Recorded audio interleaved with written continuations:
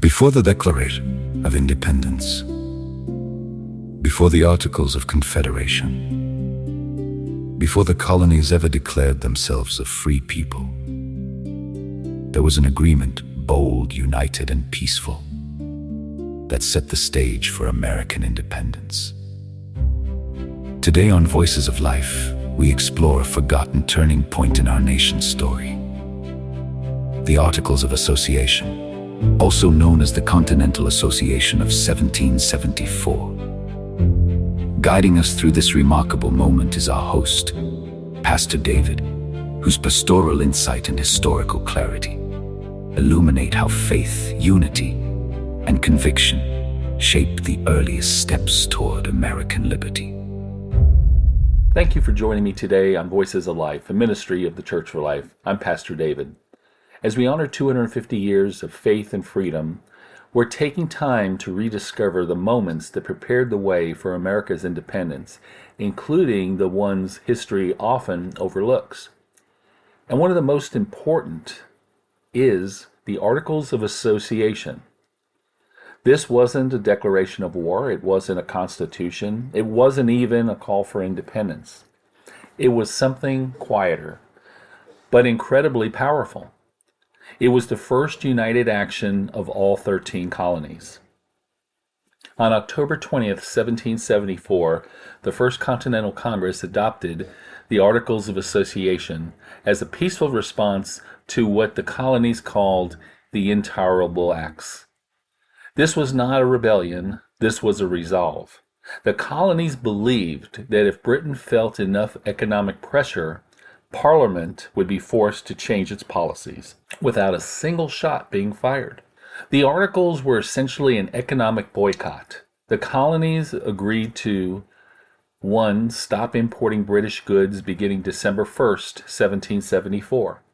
Stop consuming British products whenever possible.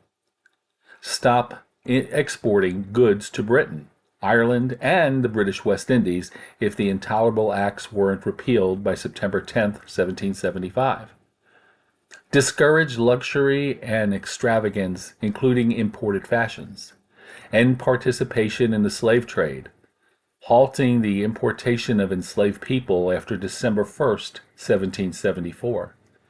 Encourage local manufacturing and agriculture to replace imported goods. This was a sacrifice, this was discipline, and this was unity. One of the most remarkable features of the Articles was the creation of committees of inspection and observation. These committees inspected merchants for compliance, published violators' names in the newspapers, encouraged communities to boycott non-compliant businesses, and became early forms of local self-government. And here's the incredible part. These committees later evolved into the revolutionary governments that replaced royal authority. The seeds of independence were already growing. Now you might ask yourself why they mattered. The Articles of Association were significant because they united the 13 colonies in a common cause for the first time, demonstrated the Americans could cooperate without British control, created an organized system of local communities, increased tensions with Britain, prepared the colonies for resistance when fighting began at Lexington and Concord in April of 1775.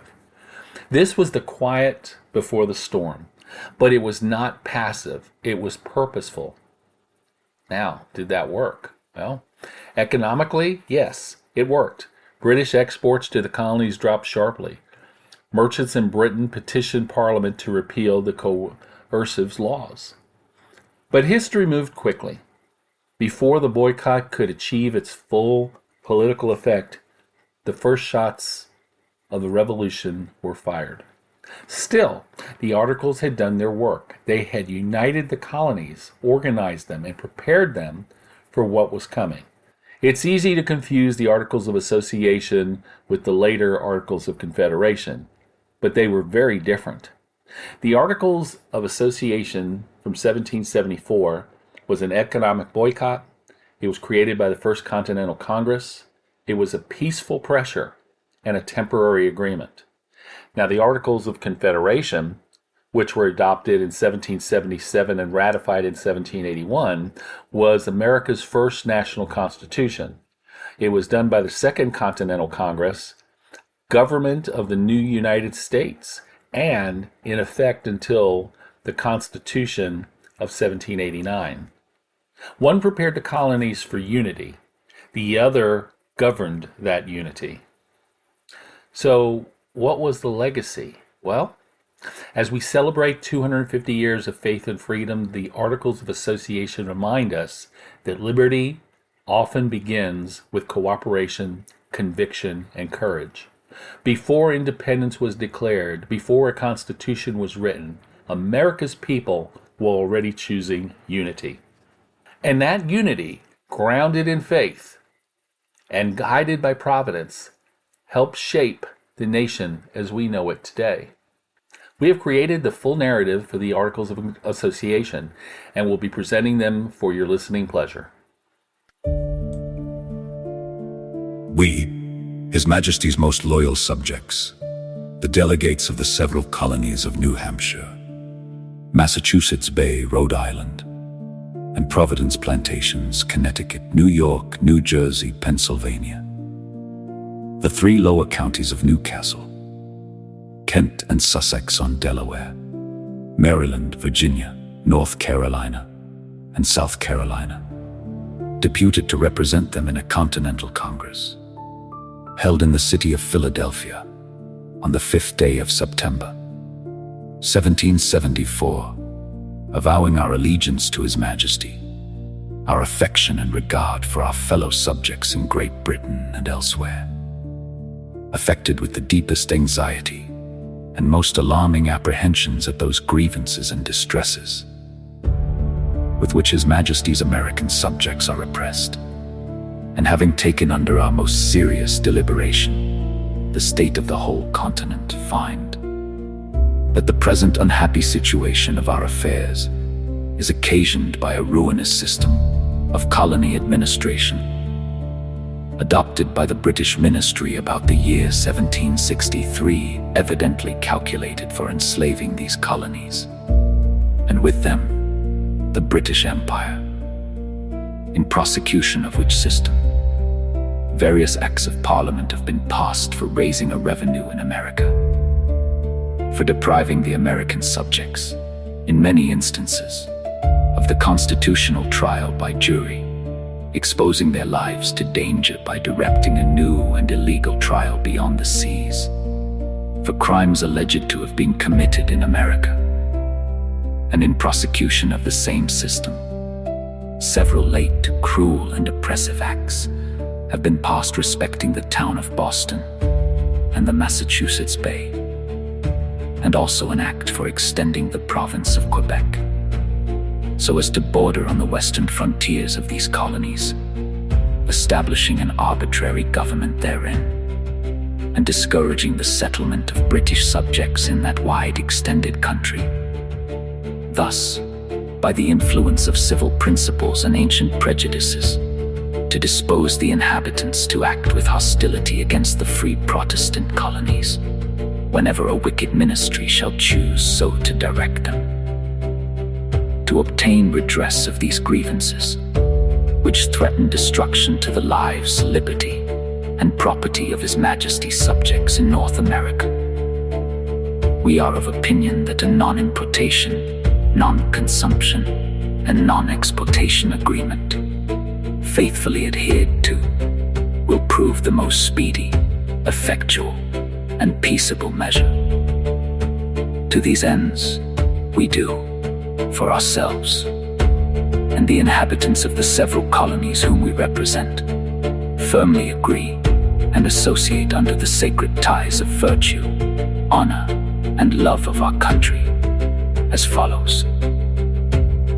First, that from and after the 1st day of December next, we will not import into British America, from Great Britain or Ireland, any goods, wares, or merchandise whatsoever, or from any other place, any such goods, wares, or merchandise as shall have been exported from Great Britain or Ireland, Nor will we, after that day, import any East India tea from any part of the world, nor any molasses, syrups, penales, coffee, or pimento from the British plantations or from Dominica, nor wines from Madeira or the Western Islands, nor foreign indigo.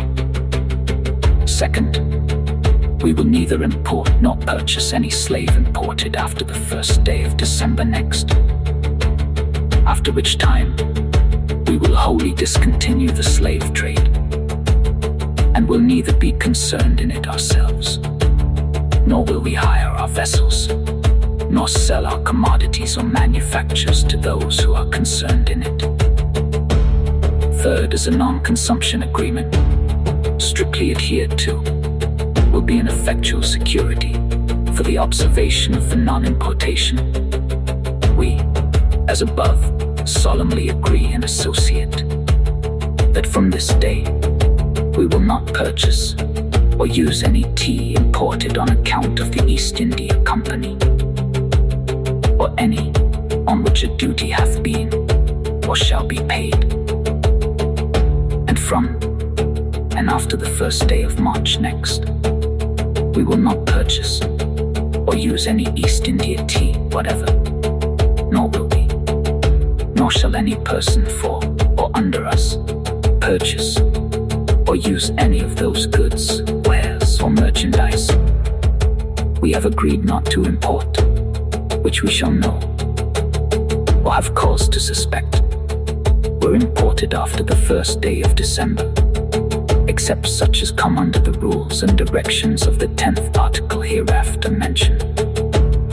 Fourth, the earnest desire we have not to injure our fellow subjects in Great Britain, Ireland, or the West Indies, induces us to suspend a non-exportation until the 10th day of September, 1775, at which time, if the said acts and parts of acts of the British Parliament hereinafter mentioned are not repealed, we will not directly or indirectly export any merchandise or commodity whatsoever to Great Britain, Ireland, or the West Indies, except rice to Europe.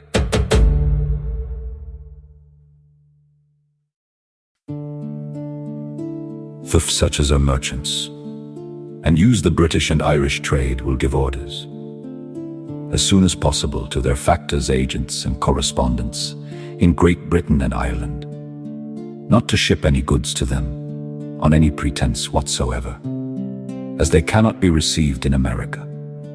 And if any merchant residing in Great Britain or Ireland shall directly or indirectly ship any goods, wares, or merchandise for America, in order to break the said non-importation agreement, or in any manner contravene the same, on such unworthy conduct being well attested, it ought to be made public. And on the same being so done, we will not from thenceforth have any commercial connection with such merchant. Sixth, that such as are owners of vessels will give positive orders to their captains or masters not to receive on board their vessels any goods prohibited by the said non-importation agreement, on pain of immediate dismission from their service. Seventh, we will use our utmost endeavors to improve the breed of sheep and increase their number to the greatest extent. And to that end we will kill them as seldom as may be, especially those of the most profitable kind. Nor will we export any to the West Indies or elsewhere. And those of us who are, or may become overstocked with, or can conveniently spare any sheep, will dispose of them to our neighbors, especially the poorer sort, on moderate terms. Eighth, we will, in our several stations, encourage frugality, economy, and industry, and promote agriculture, arts, and the manufactures of this country, especially that of wool, and will discountenance and discourage every species of extravagance and dissipation, especially all horse racing and all kinds of gaming, cockfighting, exhibitions of shows, plays, and other expensive diversions and entertainments. And on the death of any relation or friend, none of us, or any of our families, will go into any further mourning dress than a black crape or ribbon on the arm or hat for gentlemen, and a black ribbon and necklace for ladies. And we will discontinue the giving of gloves and scarves at funerals. Ninth, such as are vendors of goods or merchandise will not take advantage of the scarcity of goods that may be occasioned by this association, but will sell the same at the rates we have been respectively accustomed to do for 12 months last past. And if any vendor of goods or merchandise shall sell such goods on higher terms, or shall, in any manner, or by any device whatsoever, violate or depart from this agreement, no person ought, nor will any of us deal with any such person, or his or her factor or agent, at any time thereafter, for any commodity whatever. 10th, in case any merchant, trader, or other person shall import any goods or merchandise after the 1st day of December, and before the 1st day of February next, the same ought forthwith, at the election of the owner, to be either reshipped or delivered up to the committee of the county or town wherein they shall be imported, to be stored at the risk of the importer until the non-importation agreement shall cease, or be sold under the direction of the committee aforesaid. And in the last mentioned case, the owner or owners of such goods shall be reimbursed out of the sales the first cost and charges, the profit, if any, to be applied toward relieving and employing such poor inhabitants of the town of Boston as are immediate sufferers by the Boston Port Bill, and a particular account of all goods so returned, stored, or sold to be inserted in the public papers. And if any goods or merchandise shall be imported after the 1st day of February next, the same ought forthwith to be sent back again, without breaking any of the packages thereof.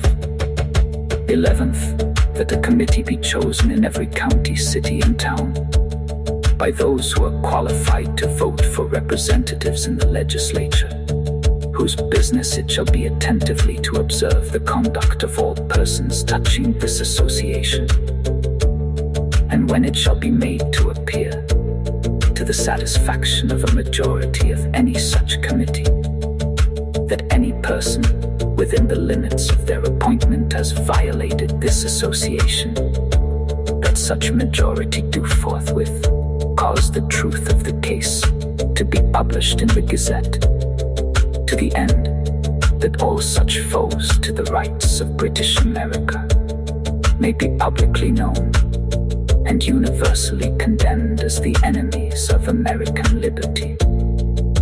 And thenceforth we respectively will break off all dealings with him or her. 12th, that the committees of correspondence in the respective colonies do frequently inspect the entries of their custom houses and inform each other from time to time of the true state thereof, and of every other material circumstance that may occur relative to this association. 13th, that all manufactures of this country be sold at reasonable prices, so that no undue advantage be taken of a future scarcity of goods. 14th, and we do further agree and resolve that we will have no trade, commerce, dealings, or intercourse whatsoever with any colony or province in North America, which shall not accede to, or which shall hereafter violate this association, but will hold them as unworthy of the rights of freemen, and as inimical to the liberties of their country. Lastly, we do solemnly bind ourselves, and our constituents under the ties of foresight to adhere to this association, until such parts of the several acts of Parliament passed since the close of the last war as impose or continue duties on tea, wine, molasses, syrups, panales, coffee, sugar, pimento, indigo, foreign paper, glass, and painters' colors imported into America, and extend the powers of the Admiralty courts beyond their ancient limits, deprive the American subject of trial by jury, authorize the judge's certificate to indemnify the prosecutor from damages that he might otherwise be liable to, requiring oppressive security from a claimant of ships or goods seized before he shall be allowed to defend his property, are repealed. And until that part of the Act of the 12th George III, Chapter 24, entitled An Act for the Better Securing His Majesty's Dockyards, Magazines, Ships, Ammunition, and Stores, by which any persons charged with committing any of the offenses therein described in America may be tried in any shire or county within the realm, is repealed. And until the 4 acts passed in the last session of Parliament, viz. That for stopping the port and blocking up the harbor of Boston, that for altering the charter and government of the Massachusetts Bay, and that which is entitled An Act for the Better Administration of Justice, etc., and that for extending the limits of Quebec, etc., are repealed. And we recommend it to the provincial conventions and to the committees in the respective colonies to establish such farther regulations as they may think proper for carrying into execution this association. Delegates who signed: New Hampshire, John Sullivan, Nathaniel Folsom, Massachusetts Bay, Thomas Cushing, Samuel Adams, John Adams, Robert Treat Payne, Rhode Island, Stephen Hopkins, Samuel Ward, Connecticut, Eliphalet Dyer, Roger Sherman, Silas Dean, New York, Isaac Lowe, John Alsop, John Jay, James Duane, William Floyd, New Jersey, James Kinsey, William Livingston, Stephen Crane, Richard Smith, John D. Hart, Pennsylvania, Joseph Galloway, John Dickinson, Charles Humphreys, Thomas Mifflin, Edward Biddle, Delaware, 3 lower counties, Caesar Rodney, Thomas McKean, George Reed, Maryland, Matthew Tillman, Thomas Johnson, William Parker, Samuel Chase, Virginia, Peyton Randolph, Richard Henry Lee, George Washington, Patrick Henry, Richard Bland, Benjamin Harrison V. Edmund Pendleton, North Carolina, William Hooper, Joseph Hewes, Richard Caswell, South Carolina, Henry Middleton, Christopher Gadsden, John Rutledge, Edward Rutledge.